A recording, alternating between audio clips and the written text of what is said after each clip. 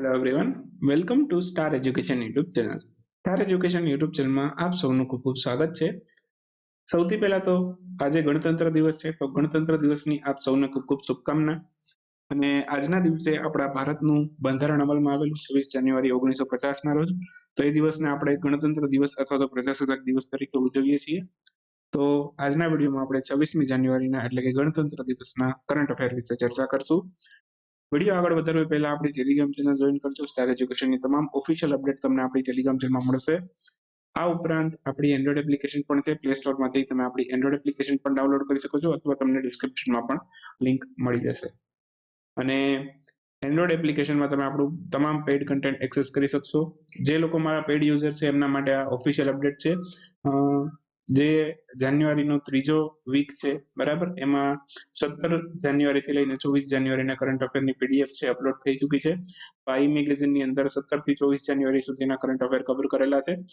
Download કરી શકો છો, એપ્લિકેશનમાં અપલોડ થઈ ચૂકી છે. અહીંયા પીડીએફ છે જાન્યુઆરીના કરંટ અફેરના કોર્સની અંદર. તમે જાન્યુઆરીની ટેબ ખોલશો, બરાબર, એટલે અહીંયા તમને જોવા મળશે. અહીંથી તમે ડાઉનલોડ કરી શકો છો. આ ઉપરાંત જાન્યુઆરીની વીક 3ની ટેસ્ટ પણ અપલોડ થઈ ચૂકી છે, તો તમે ટેસ્ટ પણ આપી શકો છો. ટોટલ 60 ક્વેશ્ચન એડ કરેલા છે, તો તમે 60 માંથી તમારો સ્કોર મેળવજો. ઓકે, તો આ બધું કન્ટેન્ટ પેઇડ છે, માત્ર પેઇડ યુઝર માટે છે. અને આજના દિવસ માટે એક ઓફર છે. 26મી જાન્યુઆરી છે આજે. ઓકે, તો આજના દિવસ માટે એક દિવસ માટે હું પ્રાઇસ છે એમાં 50 રૂપિયા છે એ લેસ કરું છું. તમને માત્ર આજના દિવસ માટે આ ઓફર વેલિડ રહેશે. ઓકે, અને તમે આપણો કરંટ અફેરનો કોર્સ જે 499 રૂપિયા છે, બરાબર, એ તમે મેળવી શકશો 449માં, બરાબર. તો 50 રૂપીસનું ફ્લેટ ડિસ્કાઉન્ટ ખાલી આજના દિવસ માટે માન્ય રહેશે, બરાબર. અને એ પછી હવે પછી આપણી નવી પ્રાઇસ છે 26 જાન્યુઆરી પછી છે 599 રૂપીસ લાગુ રહેશે, બરાબર. તો હવે નેક્સ્ટ પછી જે આપણી પ્રાઇસ રહેશે એ 599 રેગ્યુલર પ્રાઇસ રહેશે, બરાબર. તો આજના દિવસ માટે ઓફર છે. 449 રૂપીસમાં તમારે જો કરંટ અફેરનો કોર્સ એક વર્ષ માટે ડાઉનલોડ કરવો હોય, બરાબર, એક વર્ષ માટે તમારે આપણા કરંટ અફેરનું એક્સેસ તમને મળશે. બધું પેઇડ કન્ટેન્ટ તમે એક વર્ષ સુધી એક્સેસ કરી શકશો. સાથે જૂનું પણ તમને ફ્રી મળશે. 2 વર્ષની કરંટ અફેરની પીડીએફ ફ્રીમાં મળશે જૂના. અને ફેબ્રુઆરી 22 સુધીની ટેસ્ટ તમે ફ્રીમાં એક્સેસ કરી શકશો. તો એ પણ તમને આ રિપબ્લિક ડેના ઓફરમાં મળી જશે, બરાબર. તો ચાલો શરૂ કરીએ આજનો વિડીયો. સૌથી પહેલો ક્વેશ્ચન આજના વિડીયોમાં, હાલમાં જ 74મા સ્વતંત્રતા દિવસના અવસર ઉપર, સ્વતંત્રતા નહીં, ગણતંત્ર દિવસના અવસર ઉપર કયા દેશના રાષ્ટ્રપતિને આમંત્રિત કરેલા છે? હવે મારા ખ્યાલથી તમને આ ક્વેશ્ચનનો આન્સર આવડી જવો જોઈએ, બરાબર. છેલ્લા 2 થી 3 વખત મેં રિવિઝન કરાવી દીધું છે આનું. અને 74મો જે ગણતંત્ર દિવસ છે, બરાબર, એમાં ઇજિપ્તના આપણે જે રાષ્ટ્રપતિ છે અબ્દુલ ફતેહ અલ સીસી, એમને આમંત્રિત કરેલા છે. ગુયાનાના રાષ્ટ્રપતિને શેમાં આમંત્રિત કર્યા હતા? પ્રવાસી ભારતીય દિવસમાં, બરાબર. પ્રવાસી ભારતીય દિવસમાં ગુયાનાના રાષ્ટ્રપતિને આમંત્રિત કર્યા હતા. અને અત્યારે આપણે ઇજિપ્તના રાષ્ટ્રપતિને આમંત્રિત કર્યા. બે વસ્તુ યાદ રાખીશું. ઓકે, અને બાકી અબ્દુલ ફતેહ અલ સીસી ઇજિપ્તના રાષ્ટ્રપતિ છે જેને આપણે આમંત્રિત કર્યા છે. હવે અત્યાર સુધીમાં એવું કેટલી વાર બનેલું કે આપણે દર વર્ષે રિપબ્લિક ડેમાં ચીફ ગેસ્ટ તો બોલાવીએ જ છીએ, તો કેટલી વખત નથી બોલાવ્યા? તો કુલ 5 વખત અત્યાર સુધીમાં ચીફ ગેસ્ટ નથી બોલાવેલા. એક તો 21-22 કોવિડ-19 ના કારણે, બરાબર, પછી 52-53માં અને 1966માં, બરાબર. તો કુલ આટલા આ વર્ષો છે જ્યાં આપણે કોઈ પણ મુખ્ય અતિથિ આમંત્રિત નથી કરેલા. ગુજરાતમાં ગણતંત્ર દિવસની ઉજવણી ક્યાં થશે? એ બોટાદ જિલ્લામાં થશે. તે પણ યાદ રાખીશું. ગુજરાતમાં બોટાદ જિલ્લા ખાતેથી ગણતંત્ર દિવસની મુખ્ય ઉજવણી થશે. ચાલો એના પછી નેક્સ્ટ ક્વેશ્ચન છે, હાલમાં આંતરરાષ્ટ્રીય સીમા શુલ્ક દિવસની ઉજવણી ક્યારે કરવામાં આવે? આંતરરાષ્ટ્રીય સીમા શુલ્ક દિવસ છે એની ઉજવણી 26 જાન્યુઆરી થાય છે. ઓપ્શન સી આપણો આન્સર થશે. હાલમાં 26 જાન્યુઆરી આંતરરાષ્ટ્રીય સીમા શુલ્ક દિવસની ઉજવણી થઈ. ઓકે, અંગ્રેજીમાં એને ઇન્ટરનેશનલ કસ્ટમ્સ ડે કહેવાય છે, તો એ પણ યાદ રાખવાનું. ઇન્ટરનેશનલ કસ્ટમ ડે કદાચ આપી દે તો પણ ધ્યાન રાખવાનું, એ પણ 26 જાન્યુઆરીએ. ઓકે, અને 2023 માટેની થીમ યાદ રાખીશું, nurturing the next generation, promoting a culture of knowledge sharing and professional pride in custom. Any theme છે. બાકી 26 જાન્યુઆરી ગણતંત્ર દિવસ પણ છે ભારતનો, તે પણ આપણે યાદ રાખીશું. એના પછીનો નેક્સ્ટ ક્વેશ્ચન છે, હાલમાં જ પ્રધાનમંત્રી નરેન્દ્રભાઈ મોદીએ નેતાજી સુભાષચંદ્ર બોઝના જન્મદિન પરાક્રમ દિવસના અવસર ઉપર અંદમાન નિકોબારના કેટલા દ્વીપના નામ પરમવીર ચક્ર અલંકૃત ભારતીય સેનાના વીરોને સમર્પિત કર્યા છે? ઇન શોર્ટ કહેવાય, ક્વેશ્ચનમાં કહેવાય એટલું માંગે છે કે જે સુભાષચંદ્ર બોઝના નામ સુભાષચંદ્ર બોઝની જન્મજયંતિ પર આપણે પરાક્રમ દિવસ ઉજવેલો, તો એમાં અંદમાન નિકોબારના કેટલા દ્વીપોને પરમવીર ચક્ર વિજેતાઓના નામ ઉપરથી નામ આપેલા? તો કુલ 21 દ્વીપો છે જેને પરમવીર ચક્રના નામ વિજેતાઓના નામ ઉપરથી નામ આપ્યા છે. હવે શું તમારે 21 દ્વીપો યાદ રાખવાના? તમારી ઈચ્છા છે યાદ રાખવા હોય તો યાદ રહેતા હોય તો યાદ રાખો, બાકી તમારે આમાંથી ખાસ કરવાનું શું છે એ હું તમને કહું.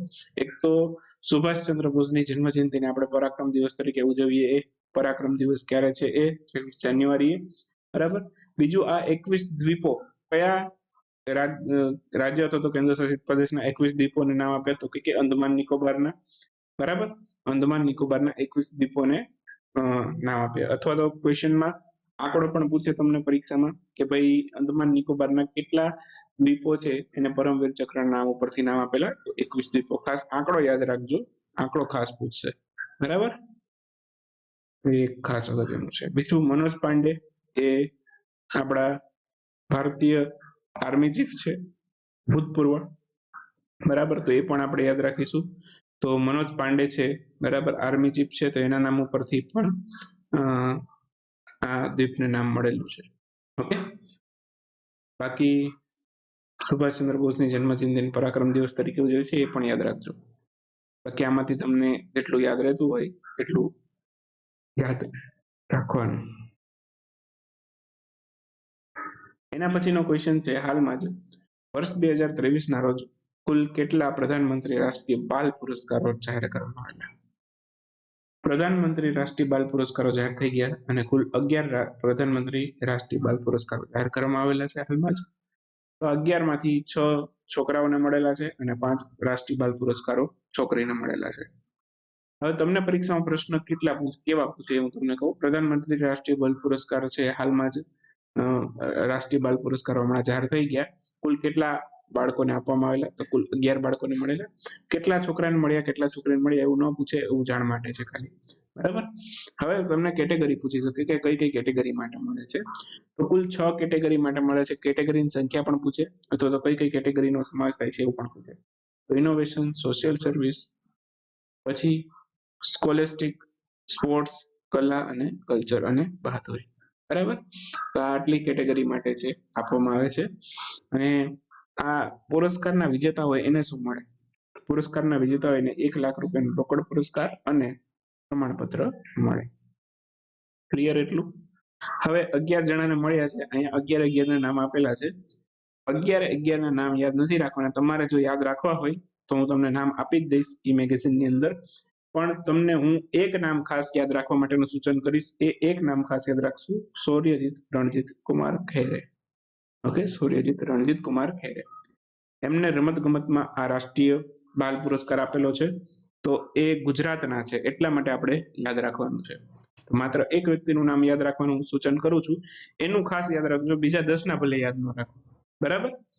તો આટલું યાદ રાખવાનું છે આમાંથી. બાકી આ 10 ને 11 ને કઈ કઈ કેટેગરીમાં મળેલા છે તમને નામ સાથે રાજ્ય સાથે આપી દીધું છે અહીંયા, બરાબર. તો તમારે યાદ રાખવા હોય અથવા તો સ્ક્રીનશોટ લેવો હોય તો સ્ક્રીનશોટ લઈ શકો છો, અને યાદ રાખવા હોય તો યાદ રાખી શકો છો. બાકી સ્કીપ કરવા હોય તો પણ કરી શકો છો, પણ આને નથી કરવાનું. સૂર્યજીત રણજીત ખૈરે, બરાબર, સ્પોર્ટ્સમાં મળેલું છે અને ગુજરાતનું છે, એને નથી કરવાનું, એને યાદ રાખવાનું છે ફરજિયાત. ટ્રોપેક્સ 2023 યુદ્ધ અભ્યાસ એનું આયોજન કયા સ્થળે થયું? તો આ ટ્રોપેક્સ યુદ્ધ અભ્યાસ છે, બરાબર, એ હિન્દ મહાસાગરમાં એનું આયોજન થયેલું છે. તો ઓપ્શન એ આપણો આન્સર થશે. હાલમાં ટ્રોપેક્સ યુદ્ધ અભ્યાસનું આયોજન ભારતીય નૌસેનાએ કરેલું. ક્યાં કરેલું એવું પૂછે તો હિન્દ મહાસાગરમાં, બરાબર, હિન્દ મહાસાગર ક્ષેત્રમાં. હવે ભારતીય નૌસેના કોની સાથે મળીને કરશે? તો ભારતીય નૌસેના આ યુદ્ધ અભ્યાસ છે, સૌથી મોટો યુદ્ધ અભ્યાસ છે ભારતીય નૌસેનાનો. અને આ યુદ્ધ અભ્યાસ કેટલા મહિના સુધી ચાલશે? 3 મહિના સુધી ચાલશે. જાન્યુઆરી થી લઈને માર્ચ 2023 સુધી ચાલશે. અને આમાં ભારતીય નૌસેના, ભારતીય વાયુસેના, ભારતીય થલસેના અને ભારતીય તટરક્ષક સેના ત્રણેય સાથે મળીને આ યુદ્ધ અભ્યાસ કરે છે. દર 2 વર્ષે એક વખત આ યુદ્ધ અભ્યાસ થાય છે, બરાબર. તો આ વર્ષે આનું આયોજન કરવામાં આવશે, બરાબર. તો એ યાદ રાખીશું.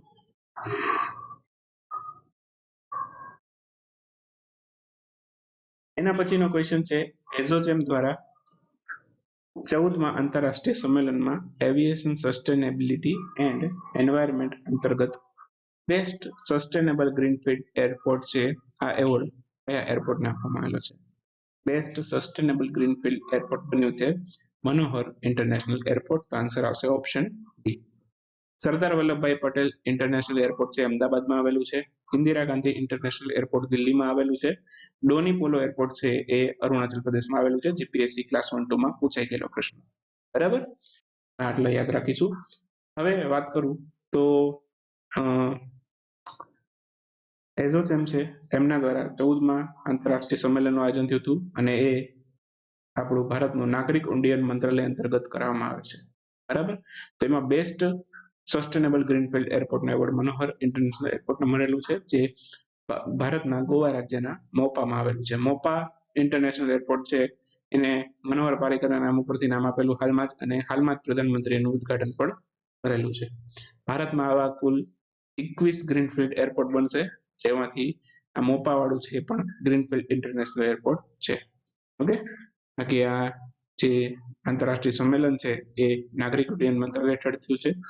એઝોચેમનું પૂરું નામ પૂછે તો associated chamber of commerce and industry of India, આ એનું પૂરું નામ છે. અને એની સ્થાપના છે 1920માં થયેલી. બાકી થોડાક એરપોર્ટ રિલેટેડ અગત્યના પોઈન્ટ તમને રિવાઇઝ કરાય તો, ભારતનું સૌથી પહેલું કાર્બન ન્યુટ્રલ એરપોર્ટ પૂછે તો એ કયું છે? લદ્દાખનું લેહ એરપોર્ટ છે. ઓકે, અને બાકી એક ગ્રીનફિલ્ડ એરપોર્ટ બીજું, આ તો મોપાનું હમણાં ઉદ્ઘાટન થયું હતું, એની સાથે બીજું પણ એક ઉદ્ઘાટન થયું હતું. મહારાષ્ટ્રના ચાપીની અંદર એક ગ્રીનફિલ્ડ એરપોર્ટનું નિર્માણ થયું છે, બરાબર. એને બેરિસ્ટર નાથ પાઈના નામ ઉપરથી નામ આપવામાં આવશે. બેરિસ્ટર નાથ પાઈ એના નામ ઉપરથી એને નામ આપશે. ચાલો, ત્યાંથી આગળ જશું. બ્રાન્ડ ફાઇનાન્સ એમના દ્વારા જાહેર કરવામાં આવેલી રેન્કિંગ પ્રમાણે બ્રાન્ડ ગાર્જિયન ઇન્ડેક્સ, આ રેન્કિંગનું નામ છે બ્રાન્ડ ગાર્જિયન ઇન્ડેક્સ. મેં તમને અગાઉ પણ કીધેલું છે ગાર્ડિયન વાળામાં કે લખાય ગાર્ડિયન પણ વંચાય ગાર્જિયન. તો બ્રાન્ડ ગાર્જિયન ઇન્ડેક્સ 2023માં પ્રથમ સ્થાન કઈ કંપની પ્રાપ્ત કર્યું છે? બરાબર. તો આમાં પહેલું સ્થાન ગૂગલ નથી, ધ્યાન રાખજો. માઇક્રોસોફ્ટ પણ નથી, પણ છે એનવીડિયા છે, બરાબર. તો એનવીડિયાએ આમાં પહેલું સ્થાન પ્રાપ્ત કર્યું છે. ગ્રાફિક્સ ડિઝાઇન કરતી કંપની છે, ગ્રાફિક્સ કાર્ડ બનાવે છે આ કંપની. એ તમે વિડીયો ગેમ રમો છો કમ્પ્યુટરની અંદર, એ ગ્રાફિક્સ કાર્ડને આભારી હોય છે. તો એ ગ્રાફિક કાર્ડ છે એનું નિર્માણ કોણ કરે છે? એનવીડિયા, બરાબર. તો જે લોકો ગેમિંગના શોખીન હશે, બરાબર, એ લોકો જ્યારે પણ કમ્પ્યુટર લેવા જાય ત્યારે પૂછે ગ્રાફિક્સ કાર્ડ કઈ કંપનીનું છે ને કેટલા જીબીનું છે, બરાબર ને. તો આ ગ્રાફિક્સ કાર્ડ બનાવનારી કંપની છે, બરાબર, એ આની અંદર પહેલું સ્થાન પ્રાપ્ત કરે છે, બરાબર. એ કંપનીના સ્થાપક હતો તો સીઈઓ નું નામ છે જેન્સન હુઆંગ. ઓકે, અને આ રેન્કિંગમાં બીજું સ્થાન આપણી ભારતના મુકેશભાઈ અંબાણીની રિલાયન્સ ઇન્ડસ્ટ્રીએ પ્રાપ્ત કર્યું છે. મુકેશભાઈ અંબાણી એમાં બીજા સ્થાને છે, અહીં તમે જોવો છો, બરાબર. રેડ કલરમાં મેં માર્ક કરીને પણ આપેલા છે તમને. આ ઉપરાંત માઇક્રોસોફ્ટના સીઈઓ છે સત્ય નડેલા, એ આમાં ત્રીજા ક્રમ પર છે, બરાબર. પછી એડોબેના શાંતરુ નારાયણ છે એ આમાં ચોથા ક્રમ ઉપર છે, અને પાંચમા ક્રમ ઉપર સુંદર પિચાઈ ગૂગલ, બરાબર. તો આટલું આમાંથી યાદ રાખીશું, બરાબર. બ્રાન્ડ ફાઇનાન્સની રેન્કિંગ છે, બ્રાન્ડ ગાર્જિયન ઇન્ડેક્સ છે, બરાબર. ઇન્ડેક્સનું નામ બ્રાન્ડ ગાર્જિયન ઇન્ડેક્સ છે. તો ટોપ 5 યાદ રાખી લેશું આપણે, એનાથી વધારે કંઈ યાદ રાખવાનું નથી. ચલો વાત કરી લઈએ ક્વિક ન્યૂઝની. ક્વિક ન્યૂઝમાં પણ સૌથી પહેલો ક્વેશ્ચન આજના વિડીયોમાં, હાલમાં જ નીચેનામાંથી કોણે 5 વર્ષ માટે મહિલા આઈપીએલ મીડિયા અધિકારો માટે 951 કરોડની બિડ જીતી છે? જો એક ઓલિમ્પિક રમતોનું બ્રોડકાસ્ટિંગ છે, ભારત અને આસપાસના પાડોશી દેશો જેમ કે માલદીવ, શ્રીલંકા, બાંગ્લાદેશ, ભૂટાન, એ માટેનું ઓલિમ્પિક રમતનું બ્રોડકાસ્ટિંગ પણ વાયાકોમ 18 મેળવ્યું હતું. અને હવે આઈપીએલ નું મહિલા આઈપીએલ, બરાબર, કેવી આઈપીએલ? મહિલા આઈપીએલ ના મીડિયા રાઇટ્સ છે, બરાબર, એ પણ કોણે જીત્યા છે? વાયાકોમ 18. હાલમાં નીચેનામાંથી કોને organisation for economic cooperation and development OECD ના નવા મુખ્ય અર્થશાસ્ત્રી તરીકે નિયુક્ત કરવામાં આવેલા છે. ક્લેર લોમ્બાર્ડેલી છે એમને આ OECD ના નવા મુખ્ય અર્થશાસ્ત્રી તરીકે નામાંકિત કરેલા છે. એનટીપીસી રિન્યુએબલ એનર્જી લિમિટેડ એમણે ફ્લોટિંગ અને ગ્રાઉન્ડ માઉન્ટેડ આધારિત રિન્યુએબલ એનર્જી પ્રોજેક્ટ્સના વિકાસ માટે નીચેનામાંથી કયા રાજ્ય સાથે MOU પર હસ્તાક્ષર કર્યા છે? તો એમણે હસ્તાક્ષર કર્યા છે ત્રિપુરા સાથે. તો આન્સર આવશે ત્રિપુરા. હાલમાં નીચેનામાંથી કઈ સંસ્થાએ ભારતમાં પ્રથમ વખત બાસમતી ચોખા માટેની ઓળખના ધોરણો છે એને નિર્દેશિત કર્યા છે? તો બાસમતી ચોખાના ઓળખ ધોરણોને નિર્દેશિત કર્યા છે food safety and standard authority of ઇન્ડિયાએ. આન્સર આવશે FSSAI. શ્રીલંકાએ તેના 75મા સ્વતંત્રતા દિવસની ઉજવણીના ભાગરૂપે નીચેનામાંથી કયા નેતાઓની તસવીર સાથેની સ્મારક ટિકિટ છે? કયા ભારતીય નેતાઓની તસવીર સાથેની સ્મારક ટિકિટ બહાર પાડવાનો નિર્ણય કર્યો છે? શ્રીલંકાનો પહેલી વાત તો એ 75મો સ્થાપના દિવસ આવે છે, તો એક ભારતીય નેતા છે બરાબર, એને સન્માન આપવા માટે સ્મારક ટિકિટ બહાર પાડશે તસવીર સાથેની. અને કયા ભારતીય નેતા માટે? તો કે જવાહરલાલ નહેરુ માટે. જવાહરલાલ નહેરુની સ્મારક ટિકિટ છે બહાર પાડશે બરાબર. કોણ બહાર પાડશે? શ્રીલંકા, એના 75મા સ્વતંત્રતા દિવસના અવસર ઉપર. ચાલો એના પછી નેક્સ્ટ ક્વેશ્ચન છે, હાલમાં નીચેનામાંથી કયા રાજ્યે 12 કલાકમાં 4500 પેનલ્ટી કિક લઈને Guinness book of world record બનાવેલો છે? 4500 પેનલ્ટી કિક લઈ અને કેરળ છે એને Guinness book of world record બનાવી દીધો માત્ર 12 કલાકમાં 4500 પેનલ્ટી કિક. હાલમાં કયા રાજ્ય અથવા તો કેન્દ્ર શાસિત પ્રદેશને prevention and control of infectious and contagious disease in animals act 2009 હેઠળ મુક્ત વિસ્તાર જાહેર કરવામાં આવ્યો છે? તો આ જમ્મુ કાશ્મીરને જાહેર કરવામાં આવ્યું છે. તો આન્સર આવશે જમ્મુ કાશ્મીર. હાલમાં જ નીચેનામાંથી કોને Bharat bill payment operating unit તરીકે કામ કરવા માટે ભારતીય રિઝર્વ બેંકે અંતિમ મંજૂરી આપી છે? તો પેટીએમને મંજૂરી આપી છે. આન્સર આવશે પેટીએમ. અગત્યનું નથી, સ્કીપ કરવું તો કરી શકો છો. હાલમાં જ કઈ સંસ્થાએ ગિવિંગ ટુ એમ્પ્લિફાય અર્થ એક્શન પહેલ શરૂ કરી છે? તો ગિવિંગ ટુ એમ્પ્લિફાય અર્થ એક્શન પહેલ વર્લ્ડ ઇકોનોમિક ફોરમે શરૂ કરી છે. તો આન્સર આવશે world economic forum. Most important question છે, અહીંથી ક્વેશ્ચન આવી શકે. World economic forum next question પણ એના માટે જ છે. World economic forum A health care and life science પર ધ્યાન કેન્દ્રિત કરતી ચોથી ઔદ્યોગિક ક્રાંતિ માટે એક કેન્દ્ર સ્થાપવાનું છે. એ કેન્દ્ર ભારતના કયા શહેરમાં સ્થાપવા માટે પસંદ કરવામાં આવ્યું છે? તો એ ભારતના હૈદરાબાદમાં સ્થાપવામાં આવશે. એ માટે હૈદરાબાદને પસંદ કરેલું છે. બાકી માઘી મેળો સમાચારમાં છે દર વર્ષે કયા રાજ્યમાં ઉજવાય છે? પંજાબ રાજ્યની અંદર ઉજવાય છે. ઉત્તરાયણની આસપાસના સમયગાળામાં જ માઘી મેળો પંજાબ રાજ્યમાં ઉજવાતો હોય છે. તો આ યાદ રાખીશું, પંજાબ આન્સર આવશે. તો આ તો 26મી જાન્યુઆરીનો ગણતંત્ર દિવસનો વિડીયો. મળીએ આવતીકાલે 27મી જાન્યુઆરીના વિડીયોમાં. ત્યાં સુધી રજા લેશું. આવજો, બાય બાય, ગુડ નાઇટ, શુભરાત્રી. Thank you for watching Star education.